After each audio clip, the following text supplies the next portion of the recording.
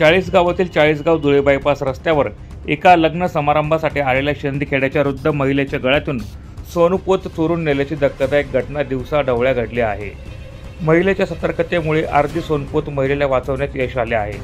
दरम्यान घडलेल्या या घटनेमुळे परिसरात खळबळ उडाली असून घटनेची माहिती मिळताच चाळीसगाव पोलिसांनी घटनास्थळी पोहोचत पंचनामा सुरू करत आरोपींचा तपास सुरू केला आहे।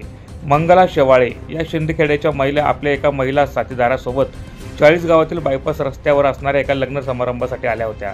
दरम्यान लग्नाचा कार्यक्रम उरकून शिंदखेड्याकडे परतण्यासाठी रस्त्यावर उभ्या असताना मोटरसायकलवर मागून आलेल्या दोघांनी शेवाळे यांच्या गळ्यातील सोनपोत ओढून नेल्याने खळबळ उडाली आहे। दिवसाढवळ्या घडलेल्या या घटनेमुळे महिलांच्या सुरक्षिततेचा प्रश्न पुन्हा एकदा ऐरणीवर आला आहे। मंगला सोंडे शेवाळे, तालुका सिंदखेडा, लग्नाला आलो होतो। काय झाले ते? इथं मोटरसायकलवाल्याने माझं मंगळसूत्र ओढलं, तोडूनच नेलं। तोडून नेलं? केव्हाची गोष्ट आहे? 4:15 कुठून कुठे पळाले ते? इकडून धुळे रोडला पळाले इकडे।